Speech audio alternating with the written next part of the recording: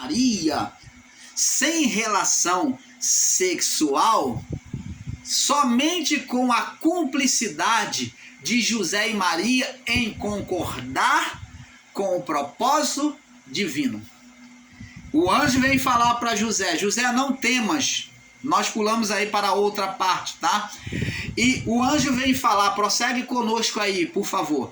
Então o anjo vem falar para José: José, não temas receber Maria, tua mulher, porque o que nela é gerado, o que nela está dentro dela sendo gerado, foi por relação sexual? Não. Mas por quê? Por cumplicidade, por concordância, é do Espírito Santo.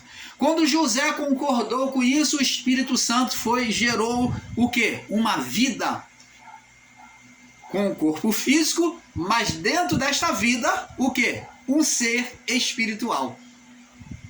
E como é que você pode, meu irmão ensinador em graça, conceber este entendimento que Deus estava ali encarnado ali dentro e não pode conceder que um ser espiritual foi gerado na cumplicidade de Adão e Eva? É ser muito carnal, né? É não entender sobre a duplicidade da natureza divina no homem. Corpo físico e corpo espiritual. Gestação pelo corpo físico e gestação pelo corpo espiritual. Se não é assim, então nós não somos filhos de Deus, porque Deus não botou nenhum homem, nenhuma mulher para fazer sexo para gerar filhos espirituais. Não existe isso. Jesus não fez sexo com ninguém, mas é apresentado Jesus e a igreja. Agora a igreja é o povo do primeiro século, junto com o povo hebreu, formando um corpo celestial. Agora os que procedem daí são filhos da igreja com Cristo, aonde Cristo é o cabeça. Nós somos filhos da igreja. Se ensina por aí que nós somos igreja, mas a verdade é que nós não somos igreja. A verdadeira igreja. A verdadeira igreja está na sua representação nos céus.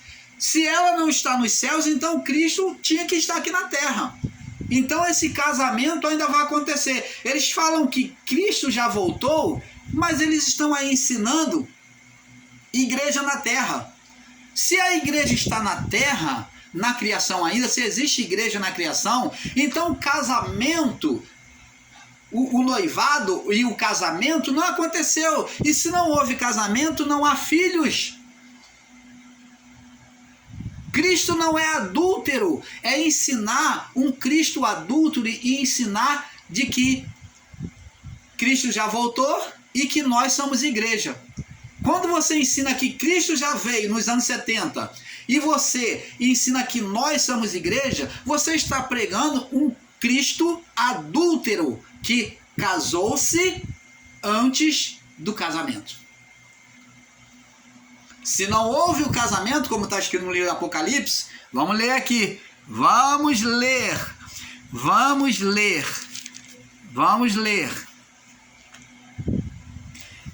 Apocalipse capítulo 21. Vi novo céu, tá falando novo mundo, ó, após a ressurreição de Cristo, o acontecimento que se deu. Vi novo céu e nova terra, ó, tudo agora é novo. O estado do olhar de Deus em relação à criação, o estado de condenação, o acusador dentre os irmãos foi retirado, né? Que é o ser Satanás, ele foi retirado. Porque já o primeiro céu e a primeira terra passaram e o mar já não existe. Essa imagem faz um paralelo com a imagem do dilúvio, do recomeço após o dilúvio de Noé. Eu, João, verso 2, vi a cidade santa, vi a santa cidade, a nova Jerusalém, que de Deus descia do céu, preparada como uma esposa adornada para o seu marido. Então aqui mostra-se a imagem de uma cidade. O que é essa cidade? Essa cidade são as vidas, as almas, que são cidade, habitação de Deus, morada de Deus, né? Diz aqui, a palavra diz assim, Jesus, ele disse, aquele que tem os meus mandamentos e os guarda. Meu Pai o amará, e eu também o amarei, e me manifestarei a ele, e faremos nele morada. Então, essa cidade é a morada de Deus. O que é a morada de Deus? São as vidas, as almas que estão reunidos. O Espírito é a morada de Deus. Os Espíritos nos céus é a habitação de Deus. Deus está neles.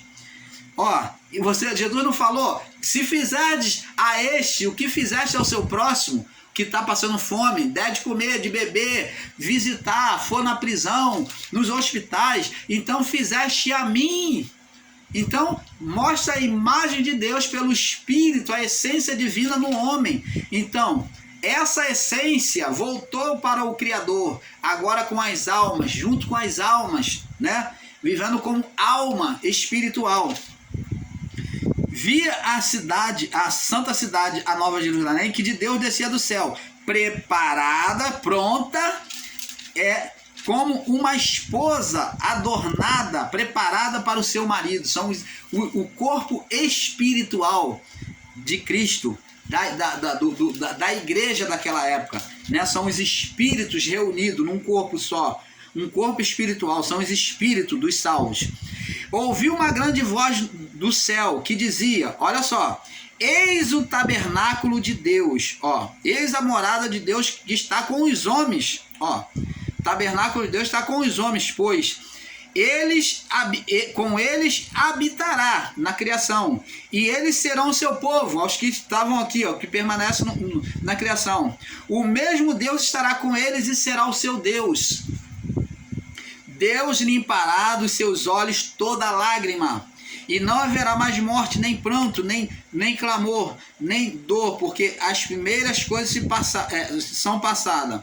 Então tá vendo aqui, a noiva, ela é preparada para o casamento.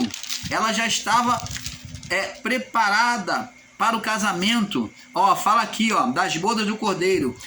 Apocalipse 19, no verso 7. Regozijemo-nos e alegremos-nos e demos glória, porque vindas são as bodas do Cordeiro, e a sua esposa já se aprontou. E foi-lhe dado que se vestisse de linho fino e puro, resplandecente, porque o linho fino são a justiça dos santos. Oh, abençoados! E disse-me: escreve, bem-aventurado aqueles que são chamados à ceia das bodas do Cordeiro. Ó, quem é que são chamados às ceias da boda do Cordeiro? São os que ficarem aqui. Não é igreja. Nós não somos igreja, somos chamados, fomos os que fomos chamados às bodas do Cordeiro, que somos filhos da igreja. As bodas do Cordeiro. Disse-me: essas são as verdadeiras palavras de Deus. Então, abençoados, ensinar que somos igrejas é ensinar também que Jesus não voltou, que não houve juízo no ano 70. Você ensina que houve juízo no ano 70 e está falando que nós somos igrejas, você está se contradizendo, porque não somos igrejas. E somos aqueles que são os convidados, os chamados para as bodas do Cordeiro. Ou podemos dizer, somos filhos da igreja. Filhos de Deus. Filhos do Cordeiro. Podemos dizer assim. Se é filho de Cordeiro, é filho de Deus. Então, como é que fomos chamados? Deu-nos o poder de serem chamados filhos de Deus. Porque nos tornamos filhos da igreja e de Cristo. Mas ensinar que somos igreja é dizer que não houve juízo nos anos 70. É dizer que Jesus não voltou, porque se a igreja está aqui, não houve casamento nos céus, como está escrito no livro de Apocalipse. Não houve casamento. Se não houve casamento, como é que nós somos filhos? Como é que essa igreja ia gerar filhos? Como é que fomos chamados às bodas do Cordeiro se não fomos convidados, se não houve casamento? Então nós somos esses chamados às bodas do Cordeiro, somos filhos da igreja, somos filhos de Deus. Então, abençoados, é um grande equívoco ensinar que somos igreja. E o irmão Paulo está aí provando para vocês que estão muitos irmãos aí ensinando com equívoco de palavra, julgando que estão certos, mas estão completamente errados nos seus ensinos. Ensinar que somos igreja é dizer que a igreja não está nos céus. Então, se a igreja não está nos céus e a palavra de Deus diz que ela seria arrebatada, né? Seria arrebatada, ela seria tomada, os santos seriam tomados, que é a igreja. Então, é dizer que então Cristo não voltou. Olha a contradição dos ensinadores em graça aí que se acham sabidão. Olha a contradição que eles caem. Falando que o juízo já aconteceu, falando que Jesus já voltou, mas eles estão ensinando que nós somos igreja de Cristo.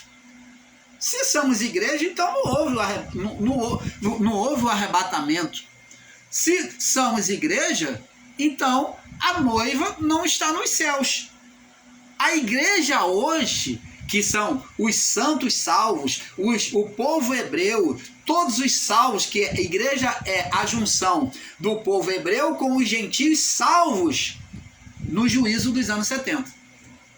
Então, esse povo salvo no período do primeiro século, com o povo israelita salvo, que faz a representação aqui, no livro de Apocalipse 22, você pode ler aqui, que fala, aliás, no livro de Apocalipse 21, no verso 21, do verso 1 até o 27, você vai ver aqui que tanto o povo israelita como os apóstolos, que é a representação dos 12 e das 12 tribos, mostra a igreja, a junção, um corpo espiritual. Esse corpo espiritual está lá nos céus, tem essa representação nos céus. E nós somos a imagem refletida por eles. Nós vivemos na imagem da igreja. O povo daquela época viveu sobre a imagem de Cristo e nós vivemos sobre a imagem da igreja. Mas isso daí o irmão Paulo não vai falar sobre isso. Quando formos ensinar sobre as sombras, né? O mundo das sombras, nós vamos explicar sobre isso melhor para vocês. Então, abençoado, vamos saltar agora para outro ponto, para que você entenda, para não haver confusão. Vamos agora testificar também em 2 Tessalonicenses, capítulo 3, no verso 3. 2 Tessalonicenses, capítulo 3, no verso 3. 2 Tessalonicenses, vamos lá, capítulo 3, no verso 3. E o negócio está ficando bom. Nós vamos ensinando um pouco aqui, um pouco ali. 3:3. Diz assim: mas fiel é o Senhor, que vos confirmará e guardará do maligno. Se Deus é o próprio Satanás, como é que ele vai lutar e vai dizer que vai guardar aqui, pela boca de Paulo aos Tessalônicos, ele vai guardar do maligno? Quem é esse maligno? É um ser espiritual. Quem é maligno? Aí você vai ensinar aí que é um homem maligno? Não. Deus não vai lutar contra o homem, porque Paulo ensinou que a luta não é contra a carne e sangue. Como é que Deus vai lutar contra o homem? Vai guardar? Então aqui não está se referindo a um homem, né? Mas mais fiel é o Senhor, que vos confirmará, confirmará como filhos e guardará do maligno. Você está vendo? Vamos também ver na referência de 1 João, João capítulo 5, vamos lá em João capítulo 5, no verso 18, 19. João 5, 18, 19. Vamos avançando no entendimento. 5, 18, 19. Olha só, diz aqui, ó. Olha só o que diz aqui, ó. 5, 18, 19.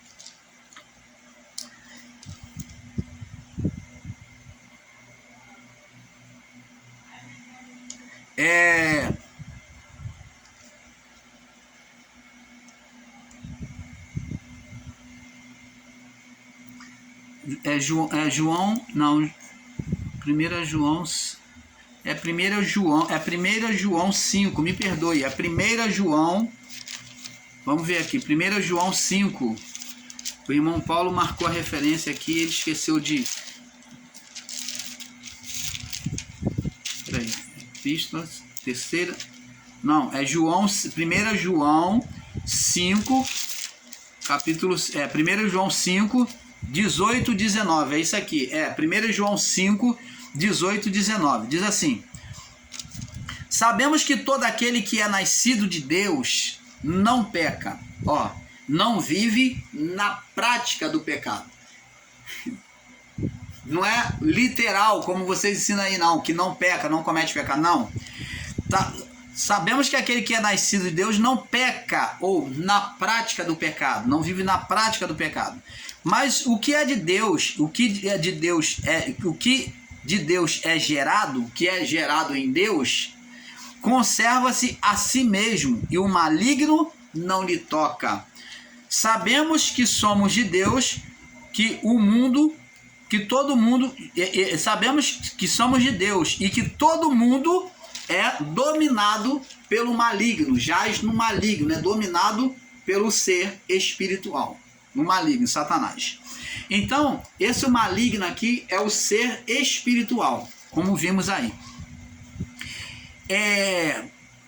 Efésios 4, 26. Efésios 4, vamos ver agora em Efésios 4, no verso 26 e 27, diz assim: irai-vos e não pequeis, não ponha o sol sobre a vossa ira. Não dá lugar à carne. Não deis lugar ao diabo. Então, se você der lugar à carne, você vai estar dando lugar a quem? Ao ser espiritual.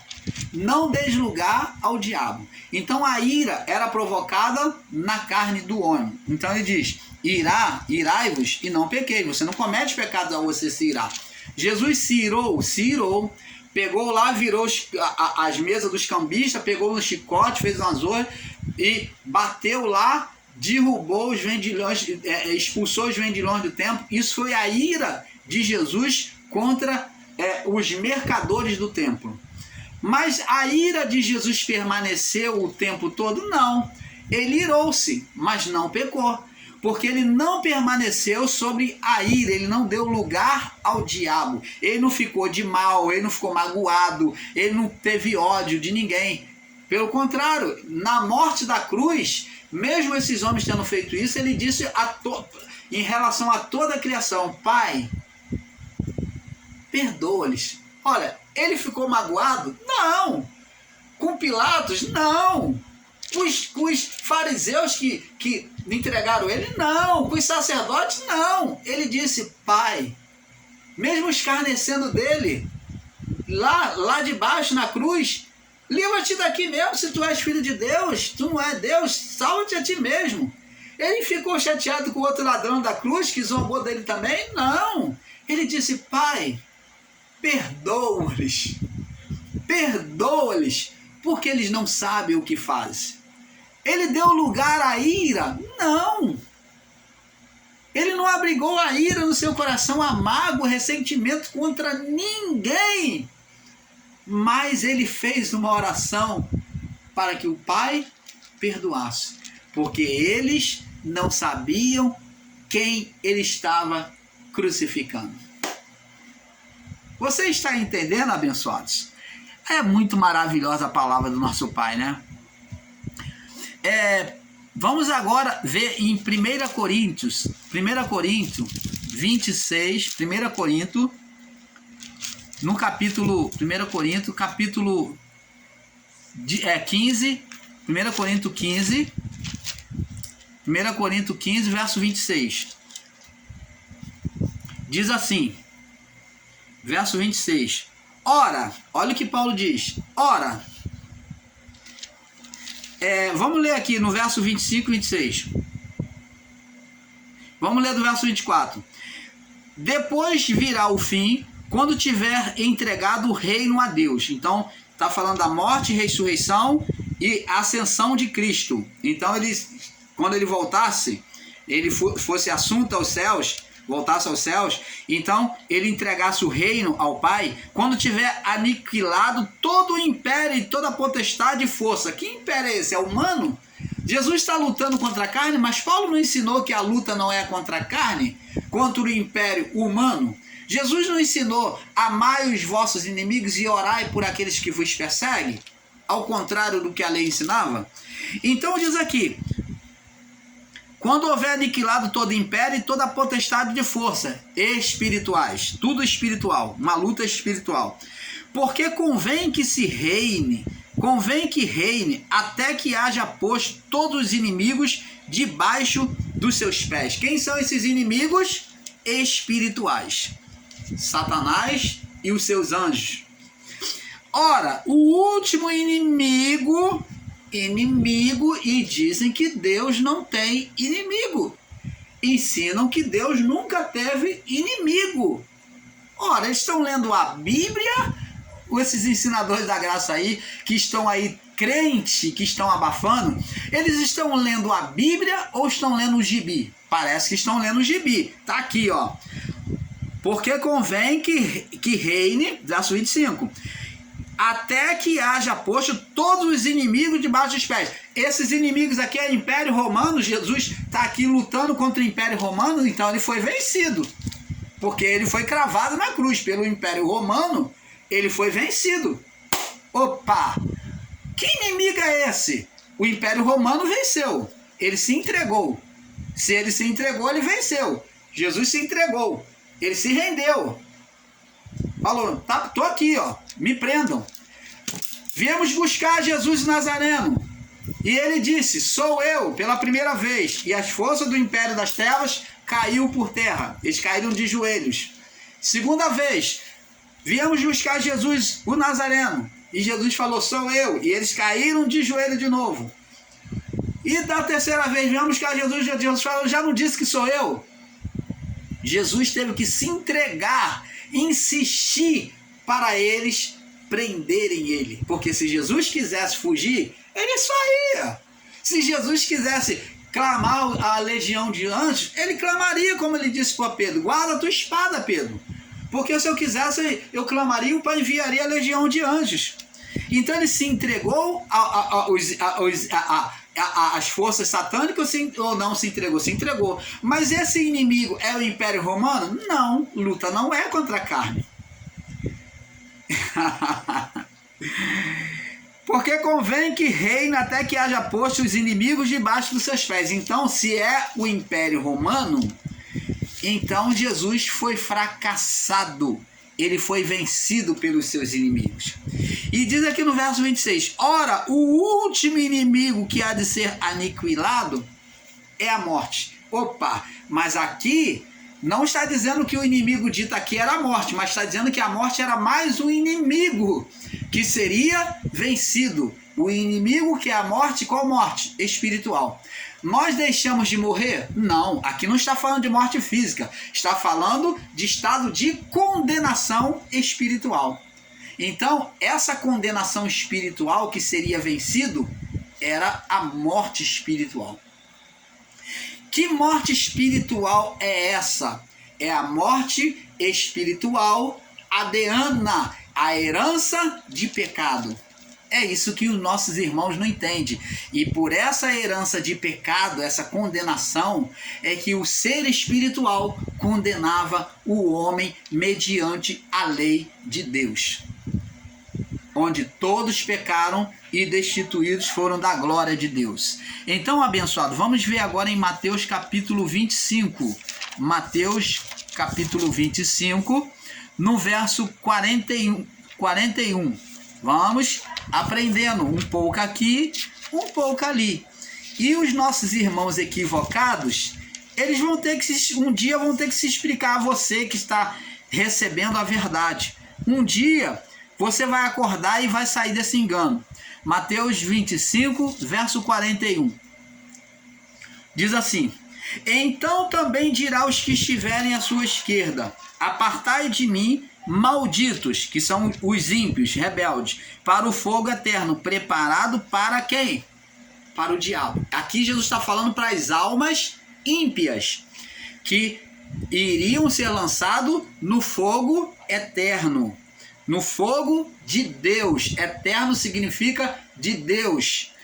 preparado para o diabo e seus anjos, porque tive fome e não me deste de comer, tive sede e não me deste de beber, sendo estrangeiro não me hospedaste, estando nu não me visitaste, e enfermo na prisão não me visitaste.